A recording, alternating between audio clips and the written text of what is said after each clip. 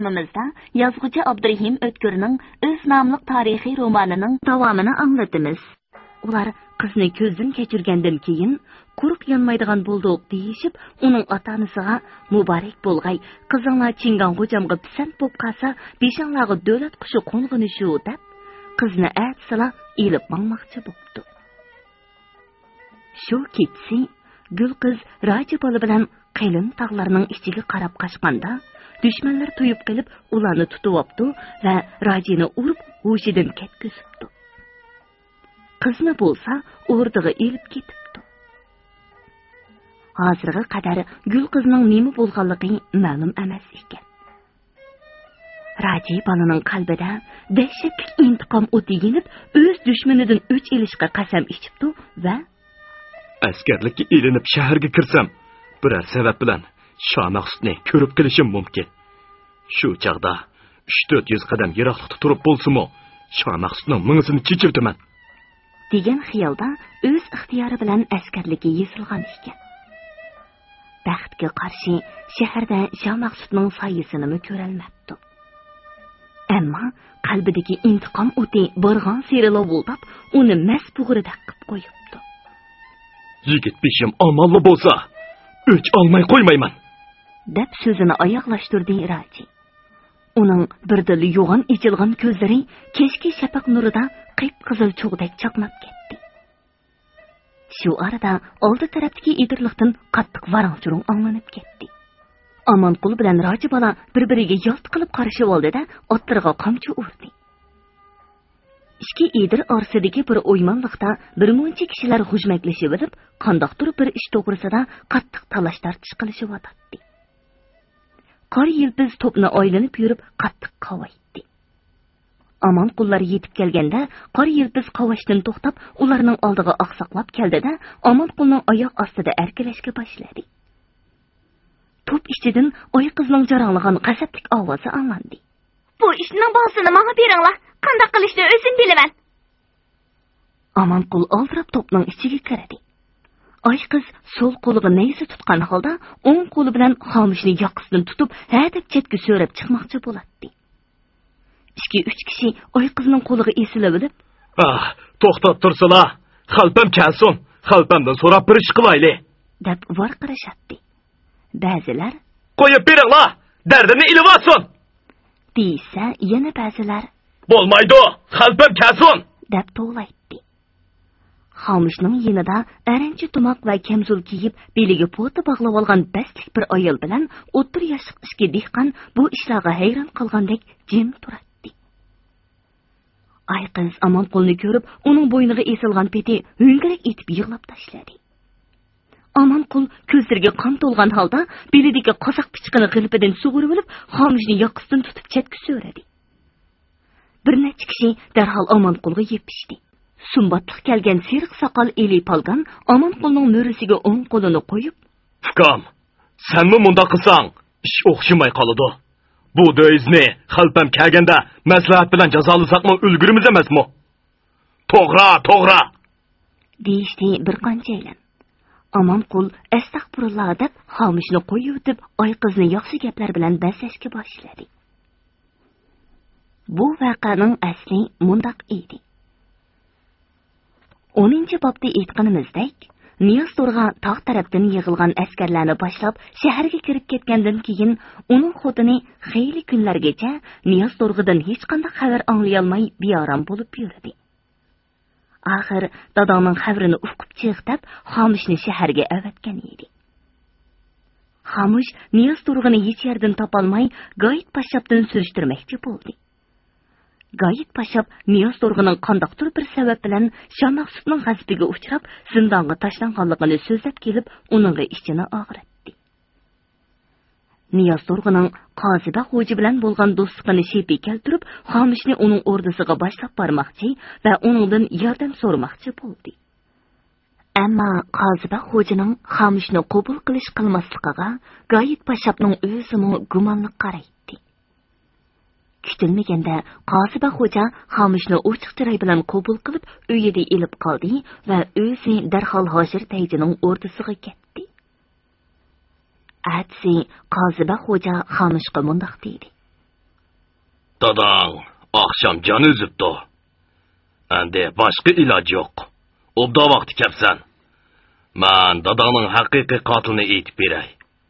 Dadangni Chingvan hocam emas, Tömür degan o'g'ri o'ltirgizdi. Biz Tömürning qopqiniga dastlab tashlabdimiz. Xamush hech nimani tushunmay ho'ngiqib qoldi. Buni sezgan Qoziba xo'ja Tömürning tog'dan ilingan askarlarni Niyoz Turg'uning boshchiligida shaharga kirgizib, oxir qurolga ega bo'lib olganligini. Buning hammasi Tömürning o'yini ekanligini uningga tafsiliy tushundirdi. O'g'il bola bo'lsang, dadangni yerlikka qo'yib bo'lib, Tömürning qisosini ol. Qanday qilib qisos olaman? Bu o'ng'ay. Hozir taq chiqib ketayotganlar oz emas. Shularga qo'shilib, senmi taq chiq. Dadamni Sho'maqsutdan o'ltirib tashlabdi. Men hamda Sho'maqsutdan o'ch olaman desang, isyanchilar seni o'z ichiga oladi. Bir kuni bo'lmas bir kuni qo'lingga miltiq tegidi. Miltiq ichishni bilamsan. Tog'chilarning qaysi mergan emas. Balli. Shu chaqda paylab turib, Tömürni otsan-da qochsan. Ras. Sana bir xush xabar aytay. O qozoq qizi Qo'rayda Tömür xalqining odamlar orasidimiş. Biz isyanchilarni yo'qotgandan keyin heliqi qozoq qizi albatta sening bo'ladi. Dadangning o'rnida Nerinkirga seni dorg'a qilamiz. Ammo bu gaplarni qattiq sir tutishing kerak. Bo'lmasa peshin ketadi. Shuningdan keyin Xamush Qo'ray tarafga mangadigan yo'lning atrofida bir kun agib yurdi. Atsi boyiqi aranchi to'moq kiygan ayol bilan ishki dehqonning tog' tarafga mang'anligini ko'rib, ularga qo'shilib oldi va o'zining Sho'maqsutdan dadasining qisosini elish uchun toqqa ketayotganligini aytdi. Bu ayol 11-bobda bayon qilingan Shahzoda Nazarning yiliqi mashribida chechidan esib qo'yilib, keyin Niyoz Turg'uning eri qilib nikoh o'qitilgan Husnarxon edi. U aslida pichanliq yetim qiz bo'lib, 7 yil burun Qumuldan savdo qilib borgan Iminsha degan kishi uni kichik xotinlikka elib kelgan edi. Kunlarning birida Nazarning dalollari uni ko'rib qoldi. Atsi oqshimi chiroyli bezalgan Beyjing mahbisi Iminshaning ishga oldida to'xtadi-da, bir qiyri dalla uyga kirib, Husnarxon xonimni Shahzoda hojamning mashrifiga chillab keldik. Bu talabni rad qilish hargiz mumkin emas edi. Husnarxon Nazarning mashribidan o'zini qattiq tutganligi uchun chechidan esib qo'yildi. Keyin yilqi patparaqchilikdan foydalanib uyga qaytib keldi. Biroq Sodigar eri 3 bolasini tortib olib, o'zini 3 taloq deb uydan quvlab chiqardi. Bu ishqa Iminshaning cho'ng xotini Oylaxon nihoyatda xushal bo'ldi. Husnarxon bir necha kun sarson bo'lib yurib, oxiri tog' botirlari qishidan o'ziga nijotlik tepish uchun yo'lga chiqib, yilqi ishki dehqon bilan uchrashib qolgan edi. Ular yo'lda o'z sarguzashtlarini aytib ketib o'tib, Husnarxon bilan Niyoz Turg'a degan kishining yilqi mashrabda qanday haqoratlanganligini bayon qilganda, Xamush yig'lab tashladi va o'zining shu Niyoz Turg'aning o'g'li ekanligini aytdi. Shunga Husnarxon bilan yilqi ishki dehqon Xamushga ichini og'ritdi va uningga ishinib qoldi. Ular 2 kun yo'l mengib, Qo'rayning janubidagi edirliqlarga kelganda, qo'zg'olonchilarning oldingi qarovullarga uchrashib qoldi. Qarovullar ularni boshliqimiz ko'rsin deb tog' ichiga boshlab ketayotganda, yilqi to'p ichida turgan oy qiz Xamushni darhol to'nib qilib, boya aytganimizdek uningga esildi. Endi boyiqi gapga kelsak, Amanqul Eli Palganning gapi bilan Xamushni qo'yib o'tib, oy qizga tasalli berayotganda, Tömür xalpa bir to'p otliqlar bilan kelib qoldi. Tömür xalpa ahvolni tafsiliy anglab bo'lib, yilqi ishki dehqon bilan qizg'in ko'rishdi. Husnarxondan samimiy ahvol so'radi. Xamushga qarab, O'tganga salovat. Sho'maqsutdan o'ch olmoqchi bo'lsang, el bilan bir niyatda bo'l. Andin ularni mahallaga opirib, obdan dam oldirishni Ansariga topshirdi. Ansari ularni boshlab maqanda, oy qiz o'zini Tömür xalpining quchqig'iga etib, o'ksib yig'lashga boshladi. Amanqul Tömür aka, bu nima qilganing? Xomushmonqidan bizga qandoq yaxshilik kelsin? Ukam, Niyoz Dorg'inin Shamaqsut qo'lda o'lgan ras. O'snarxon bilan eliqi ikki qarindishimizmi guvohlik beryapti. Xudoy taolodan xomushqa insof tavfiq tilayli. Bu ba'di yomonlik qilaman desa, jazosini Xudoyim bersin. Yılanның balısımı adamni chaqirichi mu xalpitimka. Rasid sen fukam. O'tgan ulug'lar shariat izlasang o'ltir yılanni, tariqat izlasang og'ritmi jonni debdikan. Yılan chaqiman desa, albatta o'ltirish kerak. Niyoz Dorg'u bilan Xomishning Nerinkerdagi qilmish atmishlardan xabardor kishilarning ba'zilari Tömür xalqining bu ishidan norozi bo'lib, "Hey, moshuncha bola yumshoq ko'ngillikmi qilgan bormi?" deb sal ranjishdi. Ba'zilari uning kang qo'rsaqligiga hayron qolishdi. Tömür xalqi bo'lsa, cho'nqur xiyolga cho'mgan holda oy qizning beshini silab, hech nima demay jim turadi. Qishicha qilin qor ostida yotgan edirliqlar endi ancha-muncha ko'kirishga boshlagan bo'lsa-mu, qishning sovuqi yandan o'tar, at yozning sovuqi jondan degandek, tog'ning sovuq shamoli dumbalarni xililiq qo'rib turadi. Shunga har kundagidek bugunmi gugum tushmayla taraf-tarafga gulxonlar yiqilib, edirliqning ichi kunduzdagidek yorib ketdi. Gulxonlarni cho'ridab o'ltirgan odamlar qurol yaroqlarni yeniga tashlab qo'yib, irg'ay chiviqlaridan yasab olgan zixlarida kavob pishirib, o'yin chaqchaq bilan xotirjam o'tirishadi. Chunki Shamaqsutning elchilari qaytib ketganiga 10 kun bo'lgan bo'lsa-mu, hozirgacha biror cherikning qarisi ko'rinmaydi. Qumul tarafdan kelib qo'zg'olonchilarga qo'shilib o'tgan kishilarmi shaharda jimjitlik hukm surayotganligini so'zlaydi. Shuningga qarab, qo'zg'olonchilar ehtimol Shamaqsut hujum qilishdan qo'rqqan bo'lsa kerak degan xayol bilan sal bo'shib qolgan edi. Hatto Tömür xalqining o'zimi endi Shamaqsut elchi emas, cherik chiqirdi degan fikrida sal ishkilanib, ehtimol cherik chiqamay, yana elchi chiqirdigan o'xshaydi degan xayolga kelishga boshladi va hamrohlari bilan paranglashib o'tirib, "Hey, parang-marangga qo'shib, naqsh-baqshimi yetmaymizmi?" qari bo'suq, "Rasid Tömür aka, men boshlab beray" deb miltiqning qo'ndiqini chekib o'tirib naqsha boshladi. Qator ko'ringanlar, kariz darixi, bizning yerni ko'rsatmagan yo'lning yerig'i.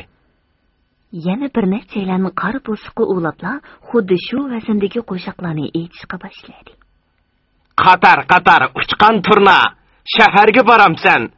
Men yarimga xalti beray, olg'ach boramsan. Igiz tog' boshida chiroq kuyadir. Chiroq emas, yorning o'ti, yurak kuyadir. Yandagi bir gulxondan Raja bolaning naqshi anglandi.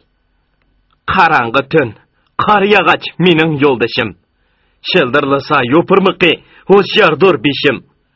Dushman bilan janglar qilib, men o'lar bo'lsam, men g'eribni yot etarmi jon qerindishim.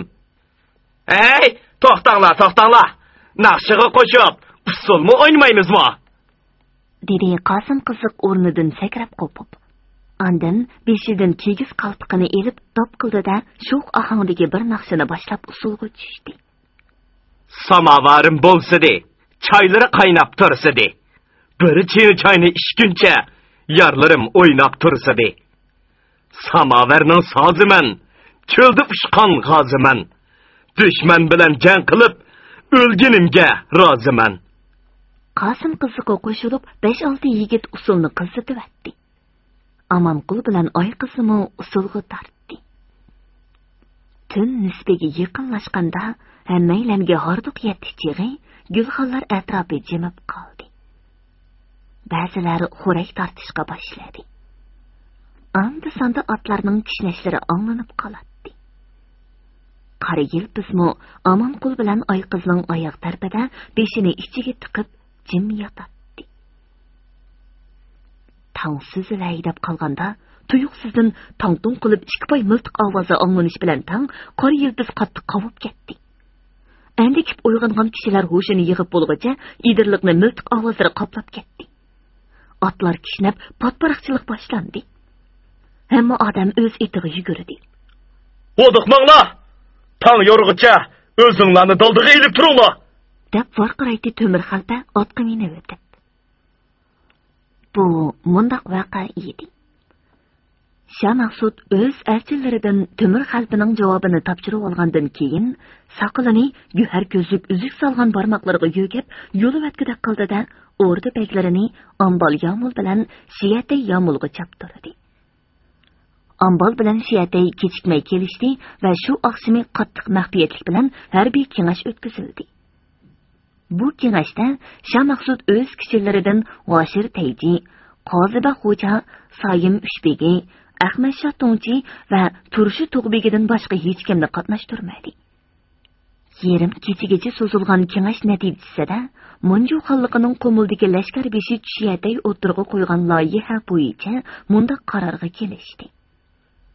Van ordisiga qarashliq yerlik cheriklar bilan Shiyatay Yamul cheriklarini qo'shib 400 kishilik qo'shin tashkil qilinadi. Bu qo'shinga xil qurollar tarqitib beriladi. Shiyatay bilan Qozbek Xo'ja sarlashkar bo'ladi. Butun tayyorlik va mashq ishlari qat'iy maxfiy ilib beriladi. Harbiy yurishning maqsad nishon va vaqtlari askarlardan sir tutiladi. Qo'shin yurish boshlaganda kechsi mengib, kunduzi o'zini pinhon tutadi.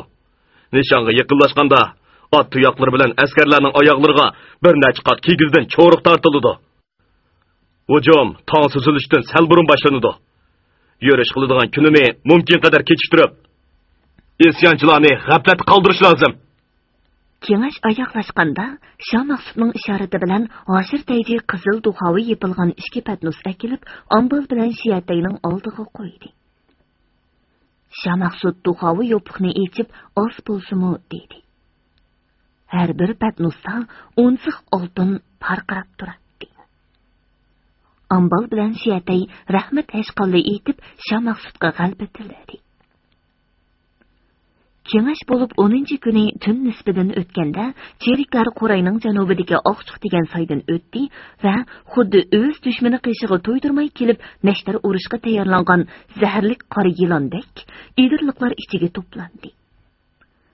Tang suzilay deb qolganda Soyim Ushbegi putlarga kigiz cho'riqlarni tortgan 7 cherikni boshlab Oqchiq siyig'i tutashgan idirliqqa kelganda qo'zg'olonchilarning eng oldingi o'tkalda turgan ishga qarovini jo'g'i yo'ginib xo'rak tortib uxlayotdi. Ko'zni yumib ochqicha har ikkisi bo'g'izlab tashlandi. Soyim Ushbegining belgi berishi bilan u yerga yana bir to'p cherik yetib keldi. Soyim Ushbegi 20 dak cherik bilan yarim chaqirim ilgirlaganda qo'zg'olonchilarning ikkinchi o'tkalda turgan 3 qarovulini ko'rdi. Ulardan ikkisi uyquga ketgan bo'lib, biri tamaki chekib o'ltiradi. Hoy-to'y deguncha bu uchaylarni qurbon bo'ldi. Soyim Ushbegining ishorati bilan orqadagi cheriklar tez ilgirlatmoqdi. Yana yarim chaqirimdan keyin qo'zg'olonchilarning 3-o'tkaldagi qaravullari ko'rindi. Ular 10 dak odam bo'lib, ko'pi uxlab qolgan bo'lsa-mu, ikkisi uyg'oq o'ltiradi. Bu ikkalam qandoqdir bir shapi to'ygandek kimsanda vorqirishiga Soyim o'q chiqardi. Shundoq qilib jang boshlanib ketdi. Qaravuldagi yigitlar nihoyatda choqqonlik bilan mudofiyaga o'tib, dushmandan 10 nachisini yer tishlatdi. Yigitlardan 3 kishi shu yerda qurbon bo'ldi. Yuqorida aytganimizdek, dushmanning qilin to'pi bostirib kelguncha qo'zg'olonchilar tong qorong'usidan foydalanib o'zini daldiga ilib oldi. Cheriklar har bir ko'ringan tosh giyohni odam deb necha ming pay o'q etibdi va xeyli ichkirlab odamsiz idirliqlarni ishg'ol qildi. Ular o'zlaricha qo'zg'olonchilarni jiq o'ltirdik va qochirvatdik deb ko'ranglashdi. Haqiqatan bu tuyuqsiz hujumdan qo'rqib qechib qo'yish bilan o'zini oshkoralab, nishonga elinib qolganlardan bir necha kishiga o'q tegib ketdi. Bir qancha ot o'ldi. Biroq tong yorib, oq qorini ilg'ug'idek bo'lgan hamon o'nkir, qo'ram tosh va dildaraxtlar orasidan ajal o'qlari shundoq yig'ishqa boshladiki, kun nayzi bo'yi ko'tarilgacha sheriklarning yerimi dibida qirilib ketib, qolganlari o'lar tirilishiga boqmay qaytishga boshladi. Oqchuqsiyining edirliqlarga tutashgan yerida g'alba xabarini kutib turgan Shiyatay bilan Qozida xo'jimi otlariga qamchi urib, o'z muhabbatchilarining himoyasida badar tikibdi. Sayning ichi chang to'zon bilan qoplandi. Yigitlar qo'g'lashga boshladi. Temir xalpa bo'z etining tizginini qattiq tortib, "Qo'g'dimanglar! Qo'g'dimanglar!" deb varqiradi. Uningga qo'shilib, "To'xtanglar! Hay, to'xtanglar!" deb varqirdi yana bir qanchaylan. Yigitlar otlarining tizginlarini tortishga boshladi. Qizib ketgan otlar oldi putlarini egiz ko'tarib dahshatli kishnaydi. Ba'zilari egallarga tan bermay tizgin sirib elib qochmoqchi bo'ladi. Ba'zilari yerni chapchib pirqiraydi. Bu do'yizlarni qo'g'lab berib qirvasak bo'lmamdi, dedi qizib ketgan qori bo'lsuq. Yo'q, to'zlangi chiqib qolsak, jiq chiqimga uchrab ketamiz, deb tushundirdi Temir xalpa. Shu orada kimdir biri Roji bolaning dushman orqasidan yolg'iz qo'g'lab ketganligini aytdi. Hammasi diqqat bilan soy tarafga qarashdi. Yiroqda osmon palakchang to'zondan boshqa hech nima ko'rinmaydi. Hay, yomon bo'pti. Chopson berib uni qaytarib kelinglar. Amonqul 4 yigit bilan sayga ot soldi. Otlarning tuyoqlari yerga tegmagandek ko'rinadi. Biroq 4-5 chaqirim ilgirliganda dushmanning pistirmisi bir yigitni otdan uchiribdi. Birdamlik etishvozliqdan keyin yana bir yigit yarlandi. 30lik cherik o'minab kelmaydi. Va o'layotganiga qarmay Amonqullarni qo'rshib olishga tirishmoqda edi. Amonqul ahvolning ig'irligini bayqab chekinishga buyruq berdi. Boya Roji bolamu xuddi shu pistirmaga uchrab qolgan edi. U yerga beg'irlab yetib olib, o'q tuguguncha bir necha tal cherikni jinidan judo qildi. O'qi tugigandan keyin miltiqning poyniki bilan bir qanchasining beshini yordi. Oxiri ko'pga tang kelolmay qo'lga tushib qoldi. Shiyatay bilan Qozida xo'ja Oqchuqsiyining tuvan tarafidagi bir mahallaga joylashgan qarorgohida Roji bolani so'roq qilishga kirishdi. Bosh ko'zi yerilgan Roji bola qor yog'ishqa mahkam tengib tashlangan edi. "Hey, rostini ayt. Odamlaring zodi qancha? Osmondagi yulduzlar qancha bo'lsa shuncha? Ur yana!" deb yerni tepdi Qozida xo'ja. Jallodlar ishqi tushib, Roji bolani hushidan ketkizibdi. Yana suv sepib hushiga keltirdi. "Aytamsan yo'q. Bo'lmasa, yosh jiningdan ayrilsan. Shamaqsni o'ltirolmaganimga arminim bor.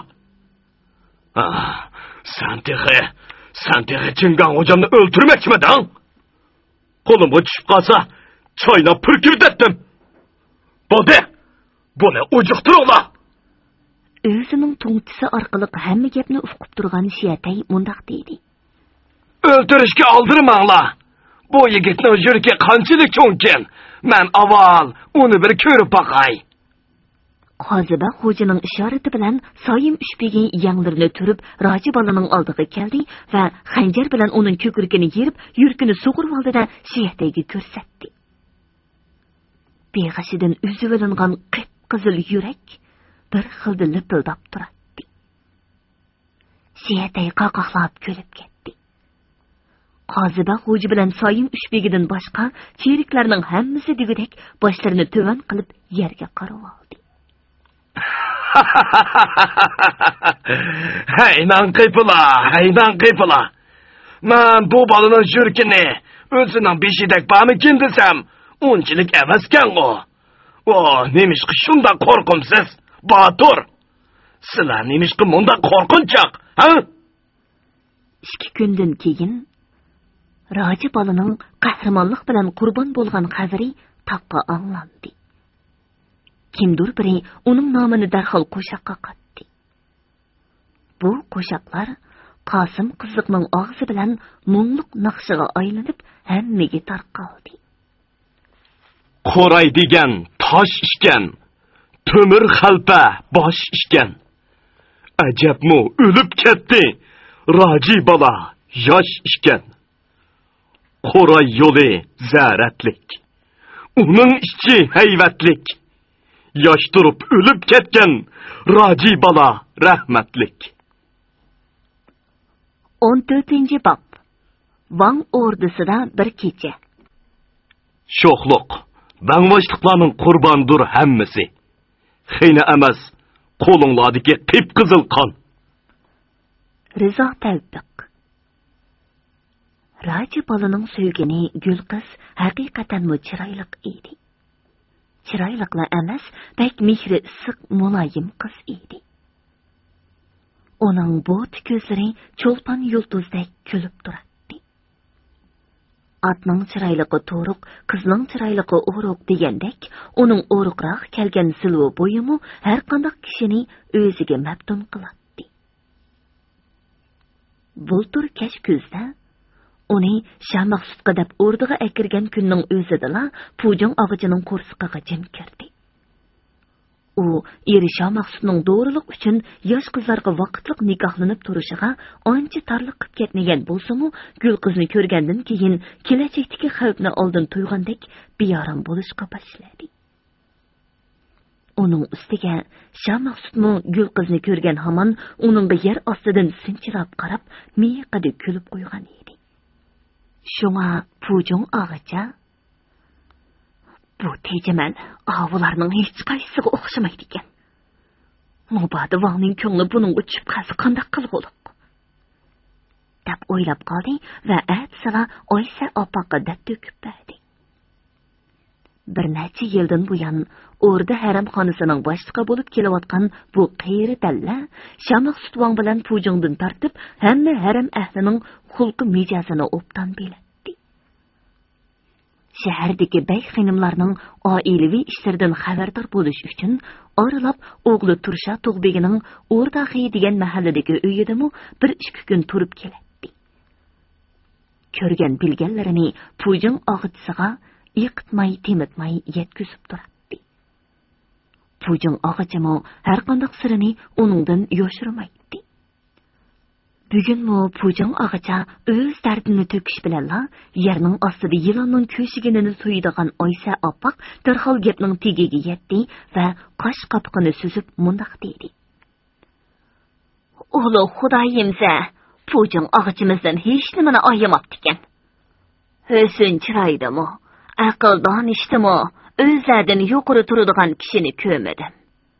Bizga o'xshash galvonlarga qolsa, hech nimani to'ymay yuraverdik. Qarasalar-chi o'zlarini. Suv kelmasdi tug'an to'd deb bu ishga shuncha burun qo'yish qiptilar. Demisimi, bu tejimalning ko'zi har qanday kishining ko'ngil rishtisini xuddi tikandek ilib olayla deb turadi ekan. Xudoyim saqlag'ay. Ko'nilar aytgandek, ko'ngil degan ko'zi yo'q nima?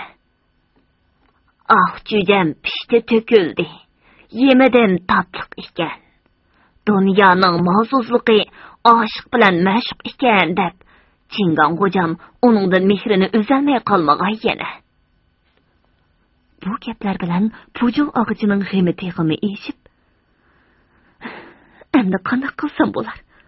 Bir chimdim o'g'i bilan u dunyoga uzdi o'taymi? deb o'ylab qoldi. Yo'q, gohda emasmikin xinim. Amsa o'zingiz biror chora topmamsiz.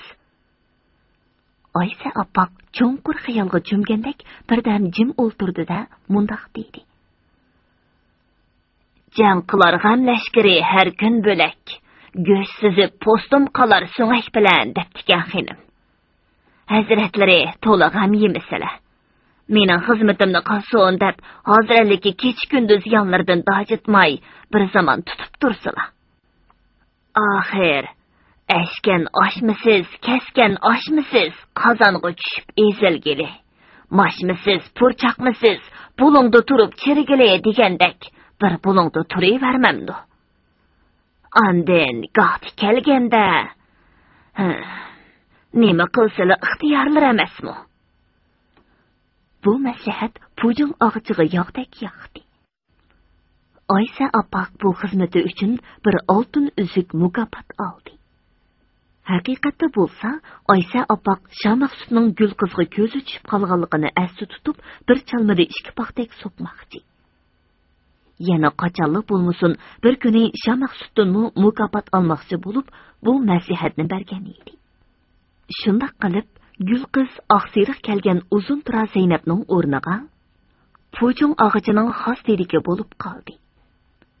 Pujungning o'rnini yig'ish, taritiga suv berish, g'iza tomoq to'shish, o'rin ko'rpisini selish, yig'ishdan tortib, oqshimi put-qo'llarini tutishgacha hamma ishlarni gul qiz qiladi.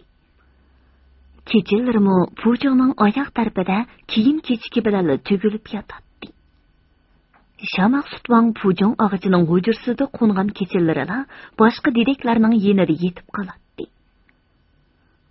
Pujung o'z odati bo'yicha ba'zi atiganlari ota-onasining ruhiga atab Qur'on o'qisa, ba'zi kunlari chiroyli muqovlangan qilin bir kitobni oldiga qo'yib olib, u yer bu yerni o'qib qo'yadi. Bu Chahar divon edi. Mushundaq chaqladimi, gul qiz paygoh tarafda o'ltirib, uningga yo'ldosh bo'lishi lozim edi. Bir kuni Pujung og'icha shu kitobdagi bir g'azalning ba'zi misralarini takror unlik o'qishga boshladi. Nevbahar ayyomi bo'lmish, men diyoru yorisiz. Bulbul olgandek g'azon pasli gulu gulzorisiz. Tang emastur gerdi yaru yarısız azurdaman, ki emes bulbul gülü gülzarısız azarısız. Tapmaduh gül rengi cami biğumar ey bağıban, vehki bu gülşen ara gül tütmez ermiş xarisiz. Gül qiz bu so'zlarning hammasini tushunolmasa-mu, xuddi kimdir biri uning yurak tarlarini chekayotgandek ho'ngirak etib yig'lab tashlag'usi keldi-yu, Pujungdan qo'rqib, demini ichiga yutgan peti yerga qarab jim o'ltirib qoldi. Shu topda xiyol qushlari tug'ilib o'sgan go'zal edir tog'larda javlon qiladi. Mehribon ota-onasi, qavm qarindoshlari va bir mahallada cho'ng bo'lgan suyumlik raja bola ko'z oldida turgandek ko'rinib, quliqiga hech nima kirmaydi. Hay tejimas, shuncha qishqarsam anglamaysan-ku. Eshak qulqing pang bo'lib qoldimi? Shu chaqdala gul qiz hushiga kelib, o'rnidan dast qo'pdida qo'l bog'lab turib mundoq dedi. Xo'sh xinim, ma usuzlik akir. Kunlar va oylar shundoq o'taverdi. Pujung og'ichining burunqa xos dediki Zaynab bu tejimal nadimi keldi deb gul qizga rashk qilib, uni gapni chiqib olishga tirishadi. Boshqa dedeklar gul qizdan bizning kunimiz yaxshiroq. Har qancha bo'lgan bilan kechasi oromxo'da uxlay olamiz, deb uningga ichini og'ritishadi. Haqiqatan gul qiz shundoq ahvolda qoldiki, u endi hamma dardlarini bir yoqqa qayirib qo'yib, Shamaqsutning Pujung og'ichi qishida pat-pat qo'nib qilishini tilaydigan bo'lganda, bu so'zangur ayolning ushoq gaplarini bir kecha bo'lsa-mu anglamay, o'ziga o'xshash dedeklar bilan holmon qilishishga, yutqanni chumkib olib bo'lsa-mu, o'ksib yig'lab, ichini bo'sh devilishga fursat tepilgan bo'ladi. Endi bo'lsa, yoz kirishi bilan xuddi qiyirishqandek Pujung og'ichining tovi yo'q bo'lib qoldi. Shamaqsutmu faqat kunduzlari kirib, hol ahvol so'rab qo'yibla chiqib ketadigan bo'ldi. 13-bobda aytilganidek, Shamaqsut taqi cherik chiqarish bilan band bo'lib yurgan kunlarda Pujung og'ichining isitmasi birdilla o'rlab, uyqusi kelmas bo'lib qoldi. Orda teviplari o'ttirg'i tartilgan pardaning bu tarafida o'ltirib, Pujung og'ichining oppoq belaklariga nipis toki yeyib, uning to'mirini tutib ko'rdi va takalluf bilan ba'zi gaplarni so'rab, har xil dori sharbatlarni tayyorlab berdi. Shiyatay bilan Qoziba xo'ja 400 cherik bilan toqqa chiqib ketgandan keyin Şah Maqsudning ko'ngli orom tepib, endi faqat g'albi xabarni kutib turadi. Shunga atsi o'rda masjidida bomdod namozini xotirjam o'qib bo'lib, Pujong og'itisini yo'qlab keldi. Pujong qattiq uyquda edi. Shah Maqsud oltindan hal berilgan karavotning bosh tarpiga kelib, Pujongning peshonasiga qo'lini qo'ydi. Isitmasi xeyli yenibdi. Xo'sh, Ganxo'jam hazratlarining ulug' duolari barakatida. Bugun kecha xeyli yaxshi uxladimi? Tevipla 2 kecha kunduz uxlaydigan dori berdi. Shunda qilsa yaxshi bo'lib ketgudak. Oqshamdan buyon hech nimani to'ymay qattiq uxlayotdi. Yaxshi.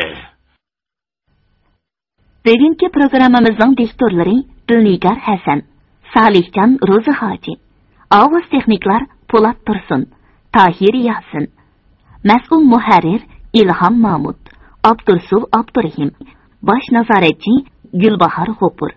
Bugungi adabiy anglatish programmamiz mush yerda oxirlashdi. Atidagi programmamizni ko'rishgacha omon bo'lgaysizlar. Xayr xo'sh.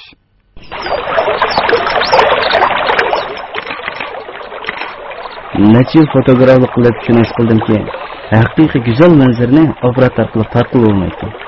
Tortib olmaydi. Tortib olmaydi. Tortib olmaydi. Tortib olmaydi. Tortib olmaydi. Tortib olmaydi. Tortib olmaydi.